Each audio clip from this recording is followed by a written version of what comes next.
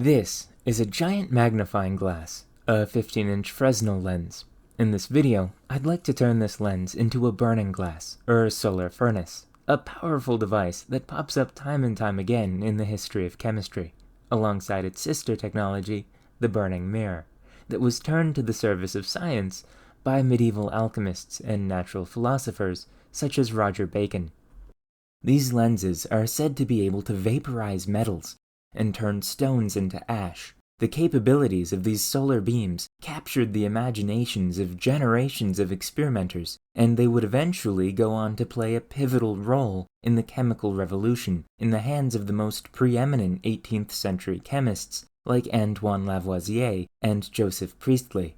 It just so happens my lens is very similar in size to the lens used by Joseph Priestley, so I'm going to base my burning glass's design loosely off the style of his.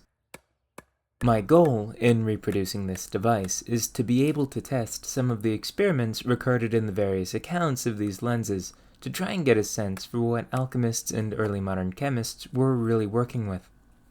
The stand of the burning glass is essentially just a frame that moves within a frame, such that we can rotate the stand on two axes to align the lens with the sun. To build such a stand, I'll need quite a bit of wood. I'm going to start with the innermost frame that will hold the lens itself. This frame will have to match the outer circumference of the circular lens, so I'll need to make a couple planks that are about as wide, long, and flat as I can manage, so that I have enough wood to cut a pretty steep curve out of. After knocking off the rough edges with a draw knife, I plane down the split wood to get it as flat as I can, trying to make two virtually identical planks that will be the left and right sides of the lens frame.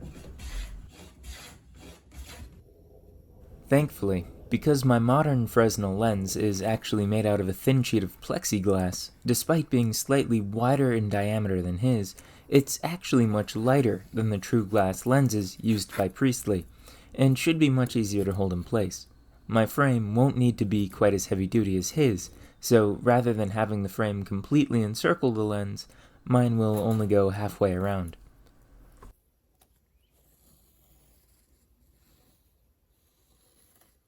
The earliest substantial account of burning lenses I could find comes from the ancient world, being mentioned briefly in The Clouds, a comedic play written by the Athenian playwright Aristophenes, who lived during the early 4th century BC. In the play, while brainstorming ways to get out of a lawsuit, the main character Strepsiades devises a plan to sneakily melt the legal scribe's wax tablet while he's writing down the charge. Strepsiades plans to do this by using a lens from a distance to avoid suspicion. Strikingly, Strepsiades brings up the lens by mentioning that the pharmacopoeia, or pharmacists, used them to start fires. While the play itself is fictional, this reference to pharmacists or drug sellers using lenses likely reflects an actual practice, and a somewhat well-known one at that, or else the audience would have no way of knowing what he's talking about. The lens is described as made of aeolon, which can mean glass, or alternatively rock crystal, or potentially other transparent minerals. With the relatively limited state of glassworking technology at the time, it seems most likely that these lenses would have been ground from naturally occurring rock crystal, and that they were likely fairly small. One such lens persists in the archaeological record, the so-called Nimrod lens, dated all the way back to the 8th century BC and found in Iraq.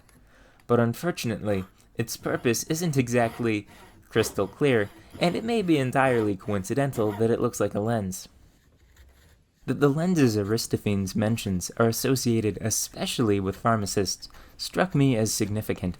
After all, almost every facet of life in the ancient world revolved around fire, so why should pharmacists have a claim to these lens lighters over other professions? A later account from Plutarch, who lived around the 1st century AD, gives a sacred significance to fires produced by the sun. In his Life of Numa, Plutarch describes how if the eternal flame of the Vestal Virgins is ever to go out, it is to be relit by a parabolic mirror made of polished metal. and he even describes the geometry of the mirrors used.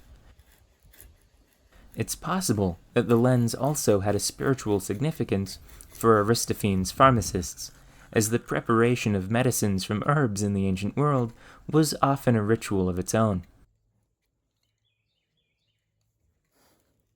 With the two halves of the lens frame more or less carved, I'm going to join some sections of dowel to the ends of the frame with tenon joints. These dowels will act as the pivots the lens will turn on to pitch the lens up or down. With those in place, I used some smaller dowels with a little glue to join together the two halves of the frame. After a bit of final chiseling and sanding, I'm left with my completed lens frame. Next, I have to make the larger frame that will hold this one and will be able to pivot side to side.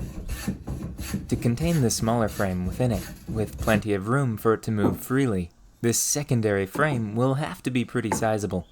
After splitting and planing all the wood I'll need for it, I'm going to mark out the upright braces that will hold the lens frame and space it away from the stand.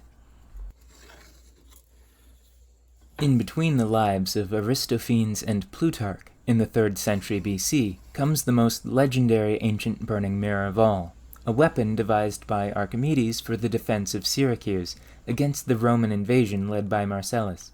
It's rumored Archimedes either constructed an array of mirrors or had soldiers hold polished shields to burn the invading Roman ships. The problem here is that it's just that, a rumor. The invasion itself took place in around 212 BC, and there are numerous accounts from later in history that describe the events that took place. The earliest account I read was from the Greek historian Polybius, who was born only 12 years after the invasion took place, meaning to him the invasion was very recent history. He describes the event in Book 8 of his Histories, which I'll link to below along with all the other sources I've referenced. In his telling, Archimedes drove away the invaders with giant cranes that could pull the ships themselves out of the water and cast them back down, along with various sizes of artillery engines. It's a really fascinating story, but there's no mention of any solar death ray to speak of. These details are repeated by Livy, who lived in the 1st century BC, in Book 24 of his History of Rome, and by Plutarch, who, as I mentioned earlier, lived in the 1st century AD, and recounted the invasion of Syracuse in his Life of Marcellus. Neither of these later authors mention Archimedes' mirror. This threaded insert will give me a way to tighten down the pivots of the burning glass to lock them in place once everything's aligned. Eventually, I was able to find an account of the invasion that includes Archimedes' mirror in Book 15 of Cassius Dio's Roman history. Dio lived in the 2nd and 3rd century AD, so his account is from around 400 years after the siege took place. But unfortunately, the passage from his book that contains the account has been lost, and only exists paraphrased by much later Byzantine scribes, writing in the 12th century, being John Zonorus and John Tzitzes. So effectively, the account of Archimedes' mirror I've got comes from around a millennia and a half after the actual event took place, more distant to our Byzantine authors than the Byzantines are to us. John Tzitzes' version is the most detailed and describes a mechanically linked array of square mirrors around a central hexagonal mirror that concentrates sunlight onto the invading ships, burning them to ash as far away as a bow can shoot. Regardless of whether or not this actually happened, the legend surrounding it inspired others to attempt to build their own solar death ray. Our other Byzantine chronicler, John Zonorus, accounts that Proclus used a similar mirror to defend against Vitalian during an invasion which the historian Adrienne Mayor places around 515 AD, well after Dio wrote his histories that included the account of Archimedes' mirror. Adrienne Mayor also notes in her book Greek Fire, Poison Arrows, and Scorpion Bombs, Biological and Chemical Weapons in the Ancient World that in 1747, Count Buffon of the Paris Museum attempted to recreate something akin to Archimedes' mirror array, and successfully used it to ignite wooden planks 150 feet away.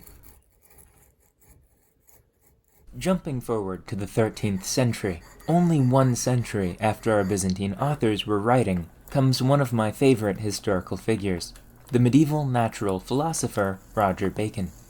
Bacon is really where the history of the solar death ray starts to get interesting. Bacon was an early champion of experimental science and believed strongly in a notion he called scientia experimentalis, a scientific philosophy based not just on experiment, but on the application of knowledge gained from experience to practical ends. This is in many ways the opposite of how Archimedes would approach science. To Archimedes, the application degrades the value of abstract science, and according to Plutarch, this was his justification for never writing books on the weapons he made for Syracuse. Bacon, on the other hand, believed application was the goal of science. For example, he believed studying alchemy would inevitably result in better medicines. Bacon was a Fransiscan friar who taught at Oxford and in Paris alongside folks like Albertus Magnus. The historian of science Lawrence Principe gave a really phenomenal lecture on the science of the Franciscans, which I'll link to below. Principe quotes a line of Bacon's from the Opus Majus that really stuck with me. The geometer knows how to make an oval figure, such that all incident lines coming to it are reflected to a single point. But the geometer does not know what a mirror made in this shape is useful for. The experimenter, however, knows how to use it to melt all metals, to calcine all stones, and even destroy every army, camp, and whatever he wishes, not just nearby, but at whatever distance he should wish. With the outer frame carved, it's time to move on to the last part of the burning lens, the 3-footed stand these frames will rest on. To be as stable as possible, I'm going to make its legs stretch about as wide as I can. I'd also like this tripod to be able to telescope up and down, so that I can adjust the height of the lens at any time.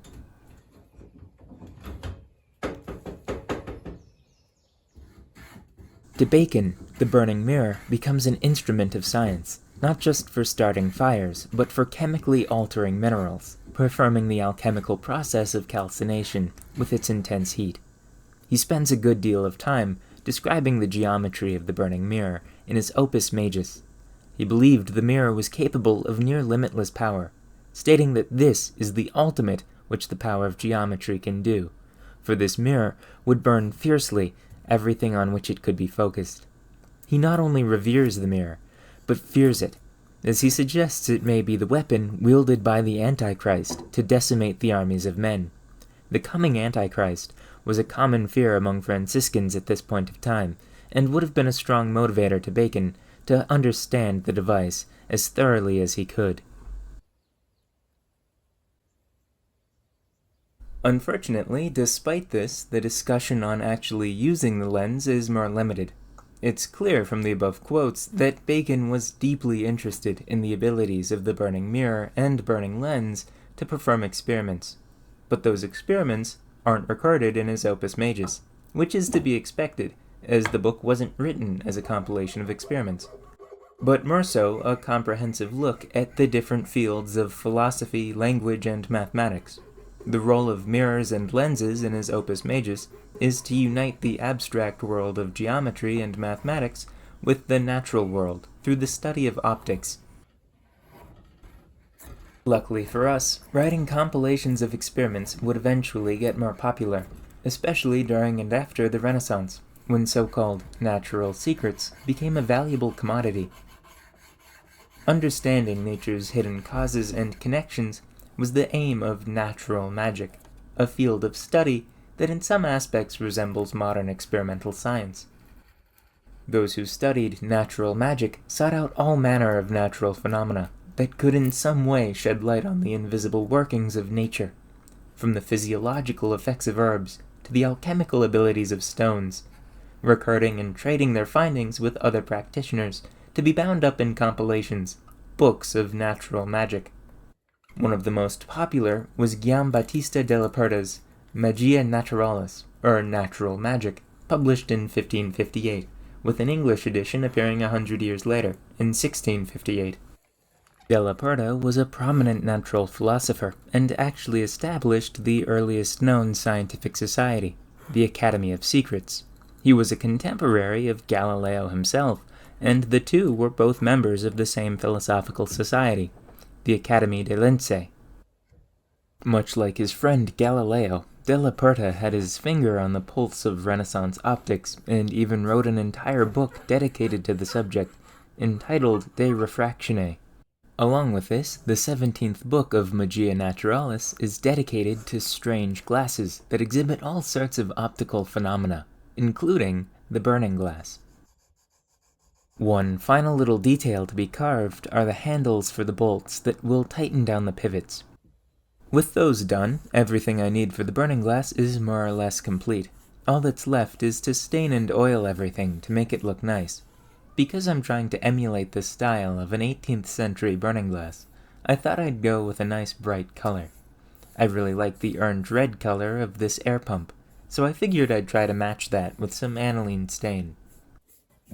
In Magia Naturalis, Della claims to be able to melt tin and lead with his lenses and mirrors. He also conveys that he has friends who have melted gold and silver. He says that he was unable to repeat their success, but was able to bring the metals to a glowing red heat. This account fits in nicely with Bacon's quote, claiming to be able to calcine all stones and melt all metals, and gives us a practical idea of the kinds of temperatures he was able to reach with his lenses. I also think it's worth noting that Della brings up Archimedes' mirror and discusses the possibility of burning things at great distances, which he's skeptical of, given the difficulties in constructing the mirror he calculates would be necessary. He attributes an account of Archimedes' mirror to Galen, a physician from the 2nd century AD. I was able to find this account in Galen's work on temperments. But it would seem there must have been some sort of mistranslation at some point, as Galen describes Archimedes burning Roman ships with incendiary chemicals, rather than with a mirror, which the physician brings up while discussing the fiery temperaments of various substances.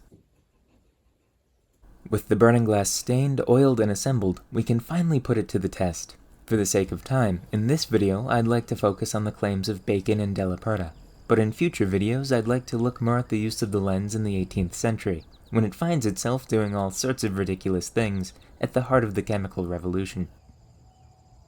As a preliminary test, I'll just try to ignite some wood. I figured it would have no problem, but I was surprised at just how instantaneously the wood ignites as soon as the focus falls on it.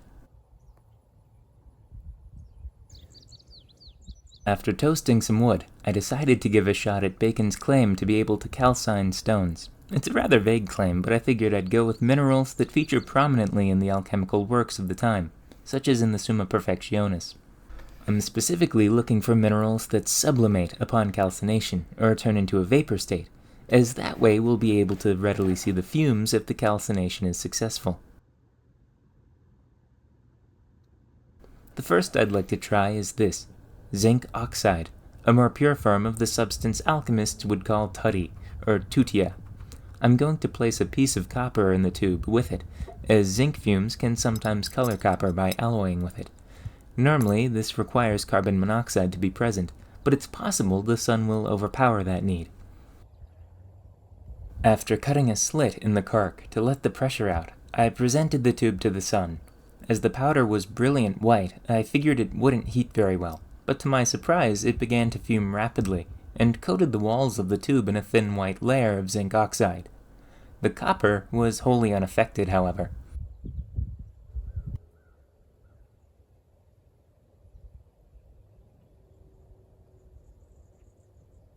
The next mineral I thought I'd try is common brimstone, elemental sulfur, which would have been a go-to for alchemists. You'd be hard-pressed to find a medieval alchemist who hadn't sublimed the stuff. I've placed a piece of copper in with this test as well, as sulfur fumes should be able to tarnish copper. I heated the sulfur gently at first, outside of the lens's focus, warming it enough to melt into a puddle of molten sulfur. I wanted to be careful to prevent the tube from cracking with thermal shock, a fate that befell quite a number of my other tubes. Once the sulfur was liquefied, I presented it to the focus, and it immediately began to fume. I turned down the exposure of the camera a bit to make the inside of the vial more visible. It's so bright in person that just looking at the vial could blind you if you're not wearing welding goggles. Along with this, the fumes from all these experiments are hazardous, so a good respirator is required as well. Also, it's sunny, so don't forget a hat. After the sulfur had been heated for some time, a cloud passed in front of the sun and halted the sublimation, though the sulfur remained molten for quite some time after that. After it had finally cooled and solidified, I took a closer look. The walls of the tubes, especially the far side, were covered with sublimed sulfur, with only a small circular clear spot where the sun entered and heated the tube too much for the sulfur to condense. The copper had been greatly affected, with a dark black sulfide tarnish on the upper side. When I brought it back to the workshop, I noticed the other side had taken on a really pretty tawny yellow color, owing to a thinner tarnish. You can imagine why alchemists were so fascinated by a substance like sulfur. One final stone I'd like to try is a man-made one. This is calcium acetate, what was sometimes called salt of corals, or salt of shells to early modern alchemists, as it was made by dissolving coral, seashells, or eggshells in vinegar. Unlike the other stones I tried that sublimed, this crystalline powder will be permanently altered by the heat, becoming a liquid that will need to condense with a still. Rather than risking cracking my fancier retorts, I made a quick sacrificial retort on the lamp and filled it with some salt of shells.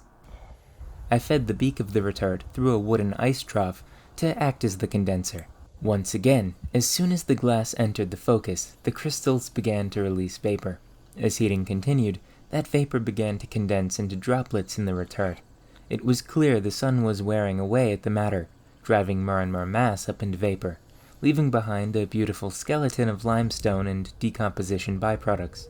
Most of these vapors are just water, but a decent amount should be acetone. And soon enough, I had a few drops collecting in the receiver, which I could easily confirm to contain acetone by their distinctive strong smell. Next, I'd like to see if we can use the lens to melt some metals, starting with tin, which Della claimed success with melting. I placed a round ingot of tin into a clay crucible, and positioned it in the beam. I wasn't sure what to expect. Every account of the burning lens I had read from Bacon onwards claimed it could melt metals, but the ingot was so reflective, I had a hard time imagining how that would be possible. But before I knew it, the surface of the tin began to ripple, and not long after, the entire ingot was rendered fluid. I had honestly thought I had started with way too much tin, but the lens was totally capable of melting the whole ingot without issue. After a while, the tin began to fume, which took me by surprise. Priestley, writing in the 1770s, records lead fuming like this when heated by the glass in the first volume of his experiments and observations on different kinds of air. At first, I thought we may be seeing a microlayer of tin oxides forming on the surface and then rapidly subliming, but on repeating the test another day, I got no fumes, so it may just be there was some trace of something organic in the crucible that burned away once it got hot enough.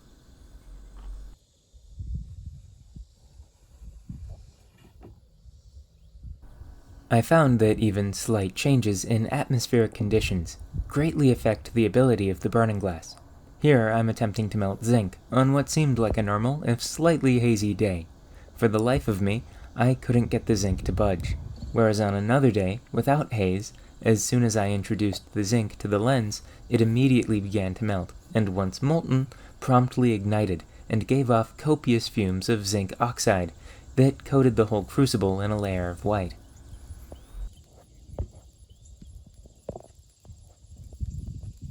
Next, I wanted to try a high melting point metal, so I placed a little bit of copper in the beam.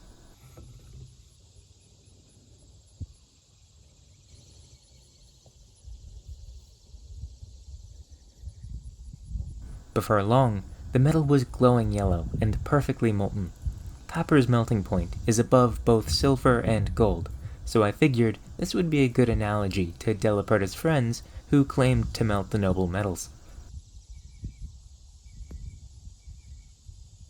With that, I'm going to end this video here. Thanks for watching. I hope you enjoyed. This oversized magnifying glass is probably my new favorite thing ever, and I'm looking forward to going deeper into its role in our history. Despite the somewhat obscure nature of this tool, it's had a surprisingly large role in shaping our modern world, helping chemists do everything from discovering elements to elucidating the makeup of organic compounds. Though those feats will have to be subjects of future videos. As always, if you have any questions, comments, or corrections, please feel free to comment below. Your feedback is really important to me in making these videos better. If you know anyone who you think would like this video, sharing it with them would be doing me a solid. Thanks again, and may all your enemies' ships burn to ash before you.